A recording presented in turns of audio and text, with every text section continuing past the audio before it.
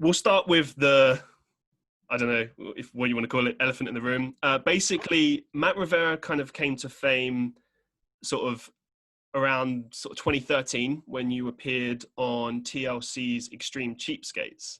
Right. And for anyone that doesn't know, this is one of those reality TV shows where they basically just kind of film a bunch of stuff, making you look bad and then kind of laughing at you and stuff. And normally, I kind of watch these programs and I think like, it is what it is if you like this sort of thing. Right. But I obviously came across this clip, and then I came across Cody Co and Noel Miller reacting to it as part of their series, That's Cringe.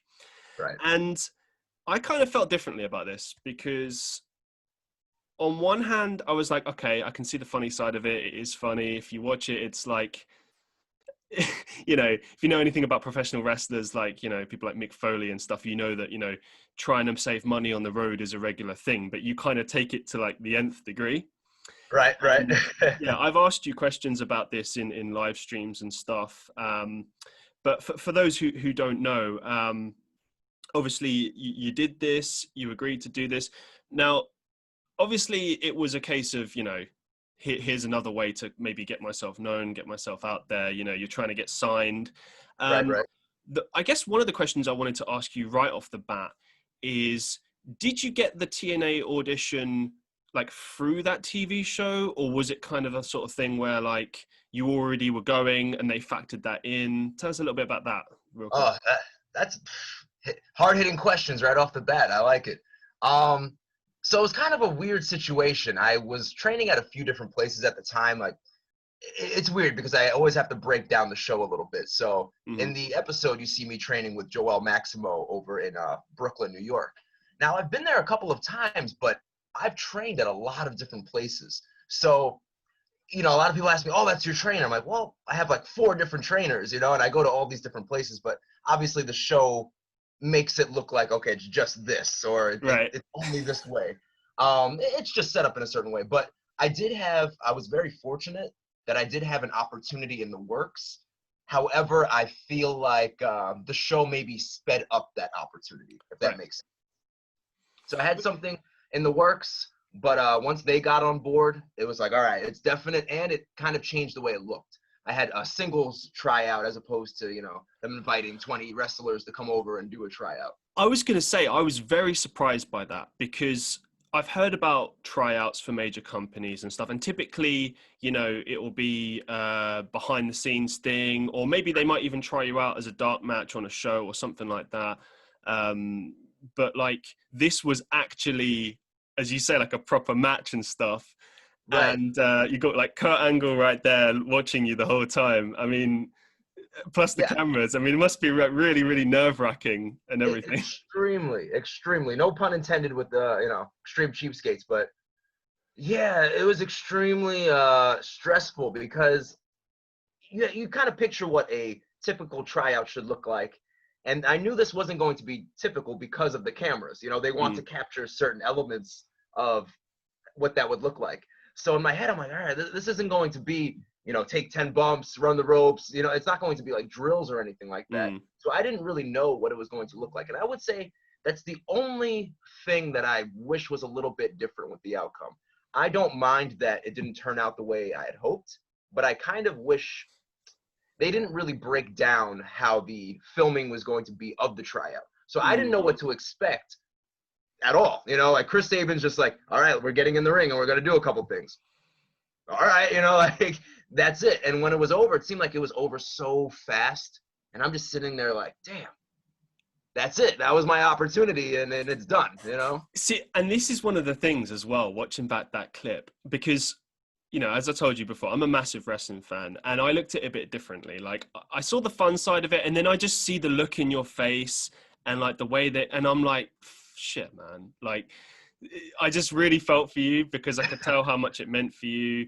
There's so many wrestlers out there that are trying to, get to it's. I mean, it's a very oversaturated market. It's very hard to like make yourself different in some shape or form, and like, as harsh as it is to say, just being a good wrestler isn't really enough. It's like you have to have the charisma and, You've got to be a marketeer. I mean, especially in 2020, you got to be great on the social media. You've got to be almost like selling your gimmick kind of 24/7.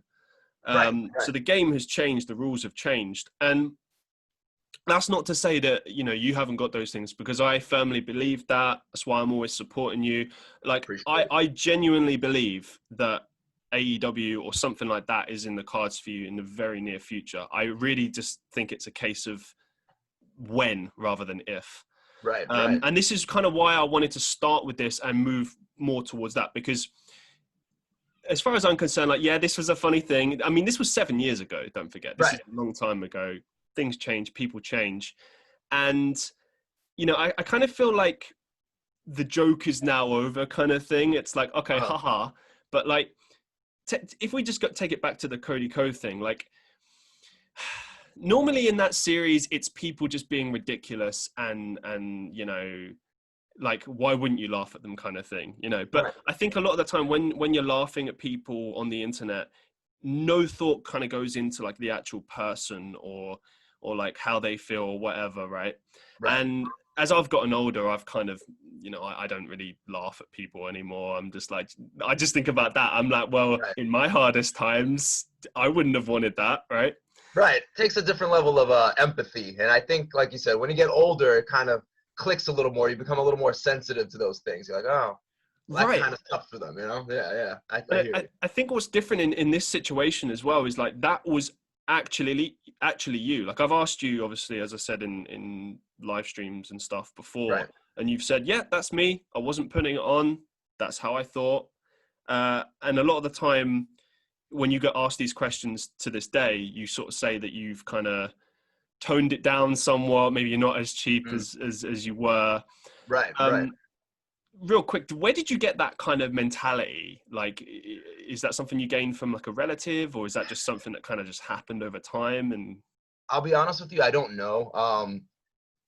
And this is, I hope my family isn't offended if I say this, but we grew up very poor. right, We lived in the inner city of Manhattan for maybe 15 years or so, bounced around. So we didn't grow up with much. And I've always was someone who appreciated what I had. I'm right, not a materialistic person. Like a lot of people look in the studio and they're like, oh, he's spending money left and I'm like, no, no, no. A lot of these are gifts. hmm And this is kind of what has become my work at this point. So I do have to invest in it a little bit, but I'm not a very materialistic person. Like even my sugar mama will tell me, "Oh, I wish you dressed a little bit better. Why don't you?" We were in the store the other day. Oh, I was telling the story about the pops, and she was just like, "Just get yourself some pops." And there's just there's something about just buying something materialistic for myself that just seems like a waste. Like I'm like, I don't want to do that. And there's things that I was doing that it wasn't until someone else brought up to me, like, man, mm, what are you doing, bro? Like that's kind of gross or that's kind of weird, And I'm like, all right, yeah, I guess I didn't really think about it. Like I had a roommate and I used to store a whole bunch of empty water bottles, like ridiculous, 2 drawers of empty water bottles, so I could just fill it up in the sink and keep it going. So if one got like too messed up or destroyed, then I had a backup. But it was like 20 water bottles just empty in the fridge. And he's just like, bro, this is weird. Like, first of all, it's not healthy. And I'm like, oh, why isn't it healthy? And then he told me, he's like, listen, after a while, plastic breaks down. And I'm like, it's fine. And like, but thinking about it, I'm like, all right, if TLC captured me opening up the fridge and there was 20 empty water bottles, they'd be like, oh, this guy's a freak. He's weird.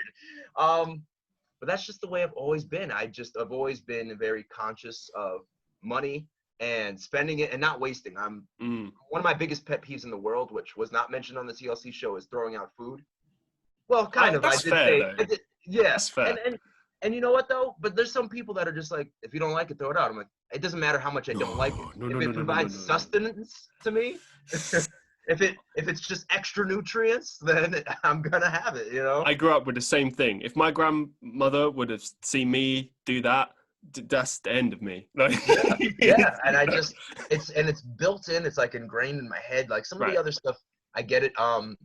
It's gonna sound funny, but I grew up with really, really bad allergies, and when I was a kid, I would just have a pile of tissues just like right next to my pillow. And like I think about it now, I'm like, that's kind of disgusting. But again, it's what I did growing up. So looking at it, I'm like, oh, I didn't really see the problem. Mm. having a pile of dirty tissues and just reusing them over and over again. And I know it sounds disgusting, but especially when I was a kid, like I would wake up in the middle of the night, my nose would bleed. That's how bad like I Oh would sneeze. wow. Okay. Yeah, so I would always just be like boxes of tissues I would go through all the time. But another thing, people are like, oh, you know, how much tissues does one man have to go through? My allergies were that bad that it was just like constant. I would have Why these didn't you get mouth. like handkerchiefs or something? You know what? And again, it's gonna sound funny. I just never thought of it until someone was like, Oh, "You should get a fair. handkerchief." Yeah. Okay. Fair play. Fair play. And also, and this is going to sound really ridiculous, and I don't mind saying it and looking a little foolish, but I almost was like, handkerchiefs, that's kind of gross. And I think about it now, I'm like, all right, Matt, but you can use the same tissues over and over again. Pretty sure that's the same thing or even more gross, right? Okay. Moving it forward, like just kind of one final question on this to tie this part of it up. Sure. You got a lot of pushback. You know, you got these two guys on the internet taking the mick out of you. Now you turn that into something like you smart business-minded person. You go, okay, I'm going to embrace that. You made a YouTube channel, which you had before that. You were doing content before that, but you really kind of gave it a push when these clips started to be released back in 2019 on TLC's website. And then obviously the reaction happened. So Right. you embraced it, you did reactions to their reactions and so on and so forth, right? Now, presumably you got a lot of pushback. Maybe you like often is the case when people like Cody or someone else on the internet makes a reaction video at someone, that person typically gets a lot of hate. Right. Did you get like a lot of pushback? Just out of no, like what was the general kind of consensus of stuff that you were getting that was on the more negative side and the positive side as well? What Sure. was the deal? I'll give you the whole scoop. You actually mentioned some really interesting stuff that I haven't really publicly said. So I want to touch on that a little bit. So when Extreme Cheapskates first came out, I don't know, the episode itself may have came out in like 2014 or maybe 2013. I don't know. I think I might have filmed it in 2013, something like that. But Mm, anyway, when it first happened, I didn't really embrace it at all. Like at all. It wasn't something that I thought to myself, this is going to be my claim to fame. This is going to be, I'm the cheap wrestler now. I was like, no, I'm a wrestler who's cheap, but I'm not the cheap wrestler. I was the number one attraction, and no one was going to tell me otherwise.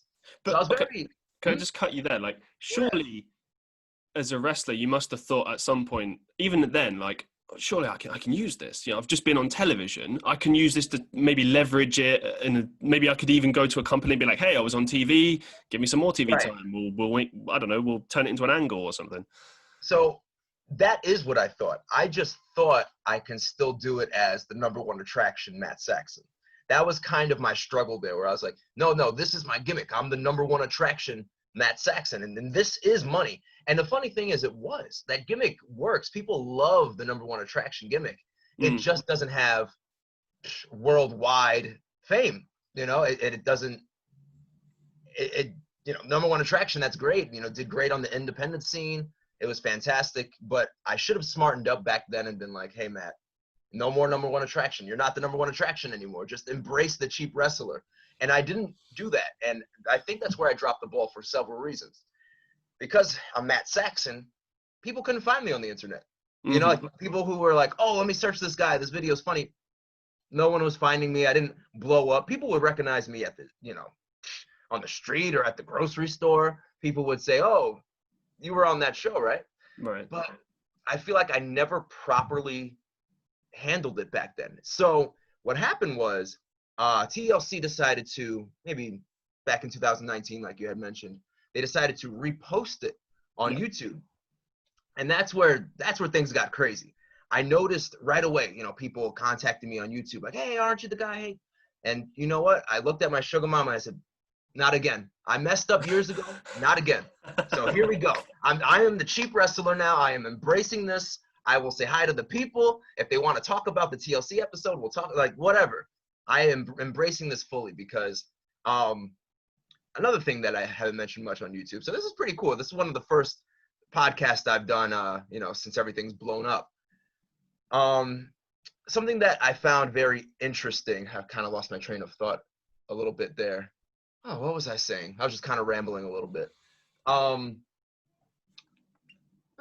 I lost I myself. mean, you're on the theme of this extreme cheapskates thing, and like kind of like the pushback afterwards, and then Hmm. it's sort of embracing it, and like Right. now as opposed to back when it happened.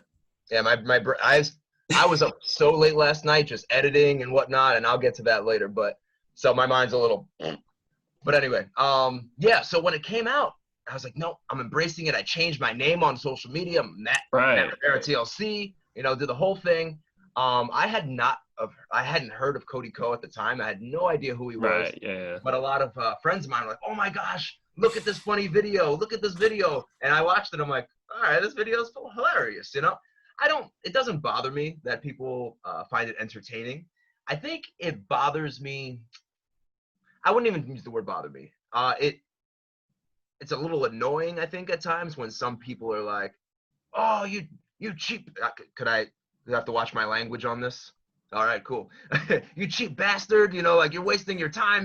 Because I don't even know how to. I'm like, all right, thanks. Like, what yeah, do you yeah, want me to say to that? So it doesn't even bother me. It's just more like a useless comment almost. yeah. Hmm. I'm like, all right. But yeah, I definitely capitalized that on this. I don't think those things bother me at all. Like a lot of people, I read the comments, oh, you handle it so well. Cody Ko, this guy always has a smile on his face. It didn't bother him. No, it didn't bother me at all. If anything, I thanked them. I'm like, listen, you guys are part of the reason why I was able to create this YouTube channel and make something out of it. So thanks. I'm not offended. If anything, do it again. Kind of think of it actually. Now you say it, because you often play like a heel, which for those who aren't familiar with wrestling terminology means bad guy. Right. And you play a bad guy on the independents quite regularly. So I guess you would be pretty used to getting abuse and sort of just taking it in your stride. You're like, Yeah, yeah, whatever. it really doesn't do anything to me. And I think a lot of people look at it like, oh, some people feel bad for me. They're like, oh, people are so mean to you. I'm like, I could care less. Like I know being in any sort of spotlight, you're gonna get it. It's just the way the world is.